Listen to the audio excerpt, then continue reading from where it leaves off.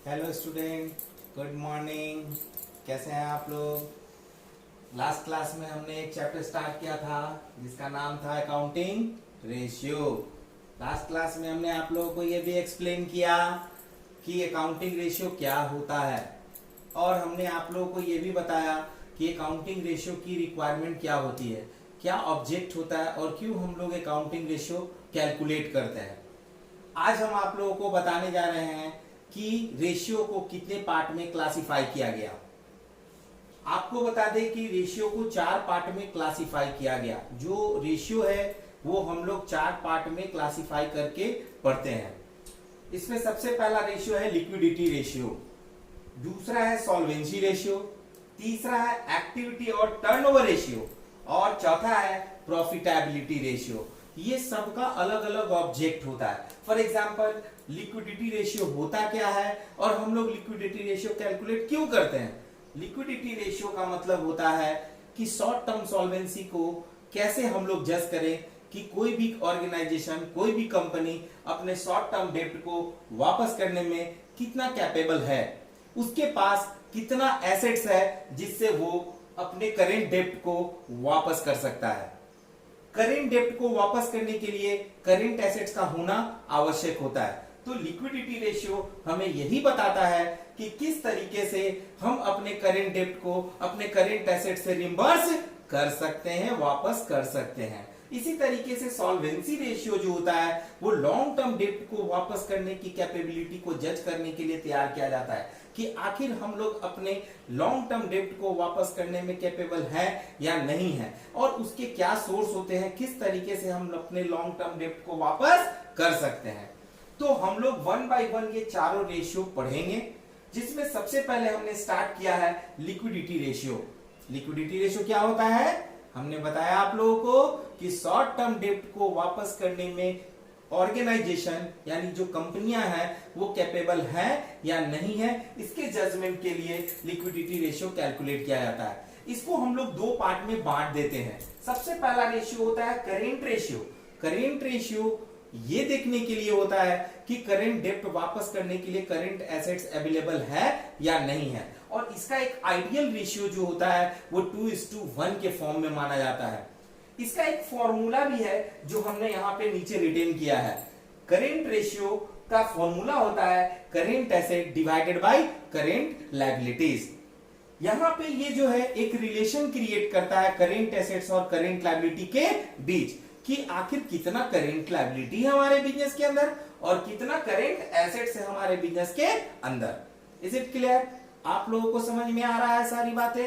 अब देखिए current assets में क्या क्या करेंट एसेट्स होते हैं और क्या क्या करेंट लायबिलिटी होते हैं, ये शायद आप लोगों ने क्लास 11th में भी पढ़ा था, लेकिन फिर भी हमने आप लोगों को यहाँ पे ये रिमाइंड करा दिया है। कुछ करेंट एसेट्स के हमने यहाँ पे फॉर्म लिखे हैं कि कौन कौन से करेंट एसेट्स हमारे होते हैं जो जनरली हम लोग यूज करते हैं, जिसमें हमने आपको बताया यहाँ पे cash in hand, cash at bank, debtors, bill receivable, inventories, prepaid expense और एक्रूड इनकम। ये सारे एसेट्स को आप लोगों ने क्लास 11th में भी देखा होगा और ये हम काफी बार आप लोगों को बता भी चुके हैं।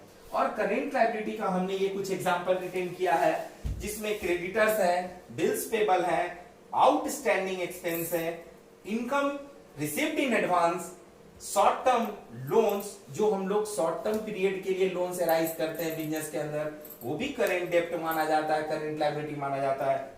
और टैक्स को पे करने के लिए जो हम लोग प्रोविजन क्रिएट करते हैं, ये भी एक करेंट लायबिलिटी माना जाता है।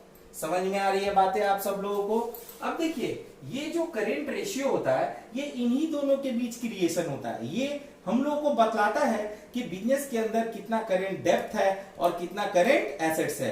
और याद रखिए करेंट डेब्ट को वापस करने के लिए हमेशा करेंट एसेट्स की अवेलेबिलिटी होनी चाहिए, और इसका जो आइडियल रेशियो होता है ऑर्गेनाइजेशन के अंदर वो 2:1 के फॉर्म में होता है। तो हम लोग ये जो रेशियो कैलकुलेट करेंगे, इसमें जो क्वेश्चन का पैटर्न होता है वो 2 तरीके या 2 से अधिक तरीके के भी हो सकते हैं। इसमें एक एग्जांपल ऐसा होता है जिसमें सिर्फ आपको एसेट्स और लायबिलिटी मिक्स कर कर दिया हुआ होता है और आपको वहां से आइडेंटिफाई करना होता है कि कितने हमारे वहां करेंट एसेट्स हैं और कितने करेंट लायबिलिटीज हैं। उसके लिए करेंट एसेट्स और करेंट लायबिलिटी की जानकारी आप लोगों को होनी चाहिए। अगर हम लोगों को ये जानकारी होगी तो हम इजी वे में कैलकुलेट कर सकते हैं, जिसका एग्जांपल हम आगे डिस्कस करेंगे आप लोगों से कि कैसे हम लोग वो रेशियो कैलकुलेट कर पाएंगे। और second one is liquid ratio, जिसको हम लोग क्विक रेशियो और एसिड टेस्ट रेशियो के नाम से भी जानते हैं। क्विक रेशियो या लिक्विड रेशियो जो होता है वो क्विकली लायबिलिटी को पे करने में जो कैपेबिलिटी होती है वो जज करने के लिए होता है कि हमारे पास कितना एसेट्स है, करेंट एसेट, जिससे हम क्विकली जो है वो कैश का पेमेंट कर सकते हैं। इसका भी एक फॉर्मूला होता है जो हम आगे आप लोगों को बताने जा रहे हैं। Is it clear? और ये सेकंड है हमारा लिक्विड रेशियो। सेकंड क्या है हमारा? Liquid ratio.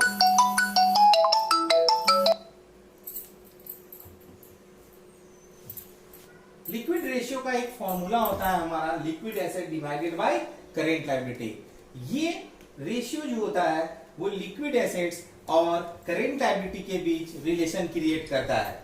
लिक्विड एसेट्स का एक फॉर्मूला होता है liquid assets equal to current assets minus inventories plus prepaid expense. कहता है ये कि जो लिक्विड रेशियो होता है वो ये देखा जाता है बिजनेस के अंदर कि हमारे पास क्विक एसेट्स कितना है अवेलेबल करेंट लायबिलिटी को वापस करने के लिए। इसी के लिए हम लोग ये रेशियो कैलकुलेट करते हैं। लिक्विड एसेट्स में हम लोग सारे करेंट एसेट्स को इंक्लूड करते हैं, लेकिन इन्वेंट्री और प्रीपेड एक्सपेंसेस को छोड़कर।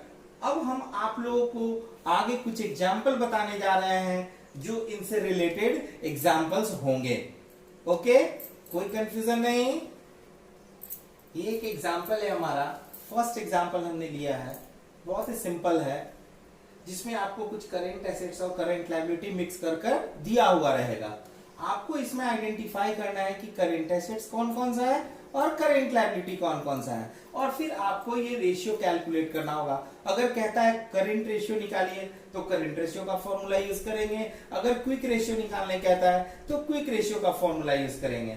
हमने यहाँ पे ये एग्जांपल लिया, इसमें हमने कुछ एसेट्स और लायबिलिटी मिक्स किए हैं जो आप लोग देख सकते हैं।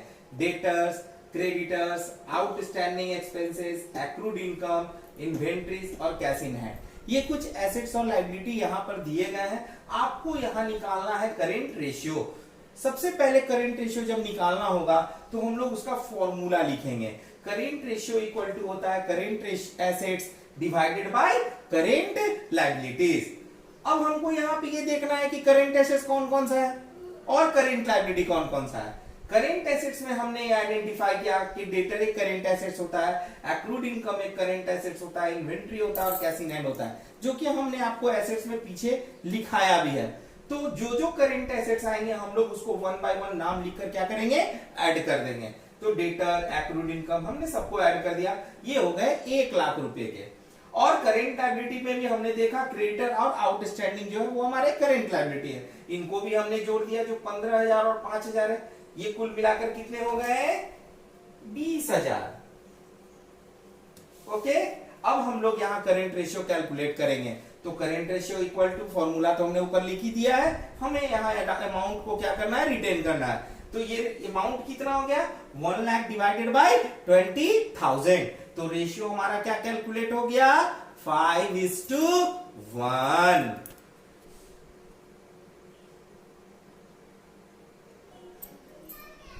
ये हमने एक अलग एग्जांपल लिया है जिसमें आपको करेंट रेशियो दिया हुआ है 2:1, यानी करेंट रेशियो हमें निकालना नहीं है, current ratio always also given है, ये हमारा दिया हुआ है। और करेंट लायबिलिटीज भी हमें दिया हुआ है 5,000 रुपए के रूप में। अब हमें करेंट एसेट्स फाइंड आउट करना है, यानी इस टाइम हमें करेंट रेशियो नहीं बल्कि करेंट एसेट्स फाइंड आउट करना है कि हमारा करेंट एसेट्स क्या होगा। तो सबसे पहले हम लोग करेंट रेशियो का फॉर्मूला पुट करेंगे। याद रखिए, अगर रेशियो दिया हुआ हो और करेंट एसेट्स और करेंट लायबिलिटी में कोई भी एक अमाउंट गिवन हो तो हम आसानी से रेशियो का फॉर्मूला पुट अप करके हम एसेट्स और लायबिलिटी को कैलकुलेट कर सकते हैं। हमने ये दो अलग अलग एग्जांपल लिया है और दोनों एग्जांपल में हमने एक बार करेंट एसेट्स को फाइंड आउट किया है और दूसरे बार हमने करेंट लायबिलिटी को फाइंड आउट किया है। तो अगर हमें करेंट एसेट्स निकालना है और रेशियो दिया हुआ है तो हमें क्या करना होगा, सबसे पहले रेशियो का फॉर्मूला हमको रखना होगा। Current ratio equal to current asset divided by current liabilities. अब क्या है कि करेंट एसेट्स और करेंट लायबिलिटी में हमें मालूम क्या है, सिर्फ करेंट लायबिलिटी, और करेंट एसेट्स हमें मालूम नहीं है जो कि हमें करेंट एसेट निकालना है। तो हम लोग क्या करेंगे, सबसे पहले करेंट रेशियो का जो रेशियो दिया हुआ है हम लोग उसको रिटेन करेंगे, जो कि कितना है 2:1। समझ में आ रही है बातें। अब हम लोग वहां पे फॉर्मूले की जगह पर हमने करेंट एसेट्स हमें मालूम नहीं है लेकिन करेंट लायबिलिटी हमें मालूम है कितना 5000। हम लोग इसको क्रॉस मल्टीप्लिकेशन करेंगे। क्या करेंगे, क्रॉस मल्टीप्लिकेशन करने पे क्या होगा, करेंट एसेट्स 1 से मल्टीप्लाई होगा और 2 को 5000 से मल्टीप्लाई करेंगे तो करेंट एसेट्स हमारा कितना हो जाएगा 10,000। ये समझ में आ रहा है आप लोगों को। अब देखिए हमने फिर एक एग्जांपल लिया, इसमें भी हमने करेंट रेशियो को फाइंड आउट रखा है, ये हमें मालूम है पहले से, और करेंट एसेट्स को हमने एज्यूम किया कि वो 27,000 दिया हुआ है और हमें क्या निकालना है इस टाइम, करेंट लायबिलिटीज। पिछली बार हमें क्या निकालना था, करेंट एसेट्स, और इस बार हमें क्या निकालना है, करेंट लायबिलिटी। फिर हम लोग उसी तरीके से रेशियो कैलकुलेट करेंगे। करेंट रेशियो का फॉर्मूला होता है current asset divided by current liabilities. अब यहाँ पे हमें करेंट लायबिलिटी नहीं मालूम, अभी हमें क्या मालूम है, करेंट एसेट्स। तो हम लोग जो भी दिया हुआ है उस इंफॉर्मेशन को यहाँ रिटर्न करेंगे। रेशियो है 3:1 यानी 3 डिवाइडेड बाय 1 और अमाउंट हमारा करेंट एसेट्स का दिया हुआ है जो कि 27,000 है और करेंट लायबिलिटी हमें मालूम नहीं तो वो हम लोग ऐसे ही लिख देंगे। अब क्या है, फिर ये इसी तरीके से क्रॉस मल्टीप्लिकेशन करेंगे और हम लोग करेंट लायबिलिटी का वैल्यू फाइंड आउट कर लेंगे।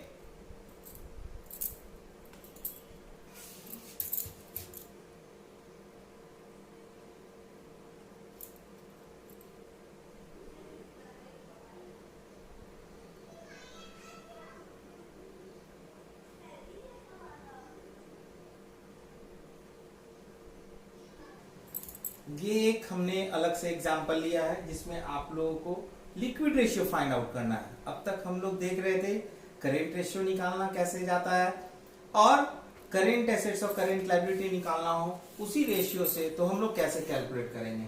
अब इस टाइम हम लोगों ने एक लिया है लिक्विड रेशियो का क्वेश्चन जिसमें हमने मिक्स किया है कुछ एसेट्स और लायबिलिटी को। आपको फॉर्मूला पता होना चाहिए कि लिक्विड रेशियो का फॉर्मूला क्या है। लिक्विड रेशियो का फॉर्मूला होता है liquid assets divided by current liabilities. अब हमें यहां से लिक्विड एसेट्स को आइडेंटिफाई करना है जो क्विकली कन्वर्टेबल होता है कैश में या कैश के फॉर्म में होता है। तो हम लोगों ने फॉर्मूले में पीछे देखा है कि लिक्विड एसेट्स में इन्वेंट्री और प्रीपेड एक्सपेंस को इंक्लूड नहीं करते, तो हमने उसको छोड़ दिया और जो भी एसेट्स है हम लोगों ने उसको क्या किया, जोड़ दिया। तो देखेंगे कि लिक्विड एसेट्स में क्या क्या आ गया, डेटर आ गया, बिल रिसीवेबल आ गया और कैश इन हैंड आ गया, क्योंकि उसमें इन्वेंट्री और प्रीपेड एक्सपेंस को इंक्लूड नहीं किया जाता। तो यहां से हम लोगों ने फाइंड आउट कर लिया लिक्विड एसेट्स, और करेंट लायबिलिटी में हमारा दिया हुआ है क्रेडिटर और बिल्स पेबल, इन दोनों को हम लोगों ने क्या किया, ऐड कर दिया। अब हमारा लिक्विड रेशियो सिंपली फॉर्म में आ गया, लिक्विड रेशियो का फॉर्मूला पुट कर दिए और वहां पे हमारा रेशियो कैलकुलेट हो गया। अभी आप लोगों को हमने दो रेशियो क्लासिफाई कर कर बताया, एक लिक्विड रेशियो और दूसरा करेंट रेशियो।